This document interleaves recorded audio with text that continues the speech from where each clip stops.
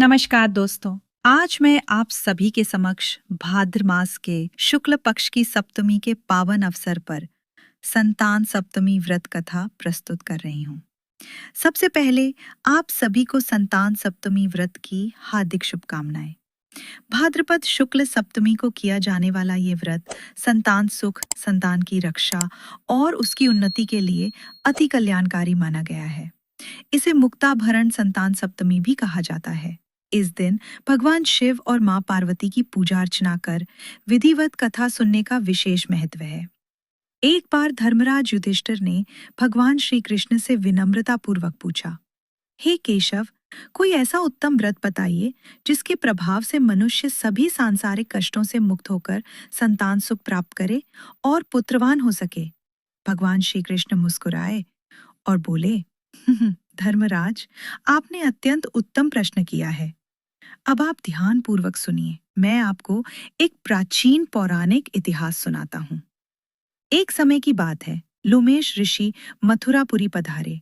वहां वासुदेव और माता देवकी ने उनका आदर सत्कार किया। ऋषि ने उन्हें आशीर्वाद दिया और कहा, देवी, दुष्ट कंस ने तुम्हारे पुत्रों का संहार किया है, जिससे तुम्हारा मन अत्यंत दुखी है। परंतु जान लो, संतान सप्तमी व्रत के प्रभाव से रानी चंद्रमुखी जैसी स्त्रियों को संतान सुख मिला। यदि तुम भी श्रद्धापूर्वक ये व्रत करोगी तो तुम्हारे सभी दुख मिट जाएंगे।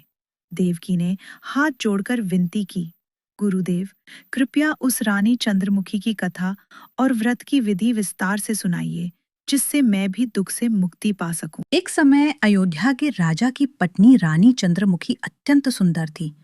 उसी नगर में एक ब्राह्मण रहते थे जिनकी पत्नी का नाम था भद्रमुखी। दोनों में गहरी मित्रता थी। एक दिन वे दोनों सरयू नदी में स्नान करने गईं। वहां उन्होंने देखा कई स्त्रियां स्वच्छ वस्त्र धारण कर मंडप में भगवान शिव और माता पार्वती की मूर्ति स्थापित कर विधि पूर्वक संतान सप्तमी व्रत कर रही हैं। रानी और भद्रमुखी ने भी यह व्रत करने का संकल्प लिया, लेकिन ब्राह्मणी भद्रमुखी ने तो नियम पूर्वक श्रद्धा से ये व्रत किया, जबकि रानी राजमत के कारण कभी करती और कभी भूल जाती। समय बीता, दोनों की मृत्यु हो गई। अगले जन्म में रानी बंदरिया बनी और ब्राह्मणी मुर्गी। मुर्गी योनि में भी भद्रमुखी को भगवान शिव और माता पार्वती का स्मरण बना रहा और वह संतान सप्तमी का व्रत करती रही, परंतु रानी बंदरिया सब कुछ भूल गई। कुछ समय बाद दोनों का पुनर्जन्म हुआ। ब्राह्मणी एक ब्राह्मण परिवार में भूषण देवी के रूप में जन्मी और विवाह के बाद 8 धर्मशील पुत्रों की माता बनी, जबकि रानी फिर से राजकुमारी बनी। विवाह हुआ, लेकिन उसे संतान सुख नहीं मिला। रानी संतान न होने से दुखी रहने लगी। इधर भूषण देवी अपने 8 पुत्रों सहित सुखी जीवन जी रही थी। ईर्ष्या के कारण रानी ने कई बार भूषण देवी के पुत्रों को मारने का प्रयास किया। कभी उन्हें विषीला भोजन दिया, कभी नदी में डुबाने का आदेश दिया, लेकिन हर बार भगवान शिव और माता पार्वती की कृपा तथा संतान सप्तमी व्रत के प्रभाव से बालकों का बाल भी बांका ना हुआ। यह देखकर रानी अत्यंत आश्चर्यचकित हुई और भूषण देवी से पूछा, बहन, तुम्हें ये अद्भुत सुख और अजेय संतान किस पुण्य के प्रभाव से मिली है? भूषण देवी ने शांत भाव से उत्तर दिया, रानी, ये सब संतान सप्तमी व्रत का प्रताप है। याद करो, पिछले जन्म में हम दोनों सहेलियां सरयू नदी पर गई थीं। तुमने ये व्रत बीच में ही छोड़ दिया था, परंतु मैंने इसे नियम और श्रद्धा से किया। इसी का परिणाम है कि आज मेरे 8 धर्मवान पुत्र हैं और तुम संतान दुख भोग रही हो।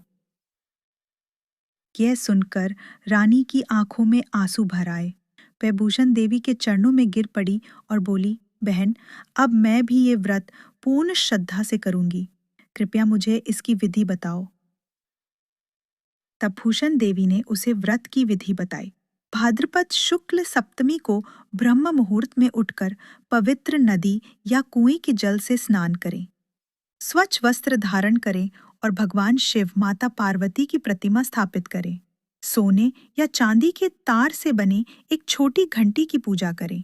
उस पर 7 गांठ बांधे और धूप, दीप, पुष्प, गंध आदि से पूजन करें। शिव पार्वती को नैवेद्य व भोग लगाकर अपनी संतान सुख की कामना करें।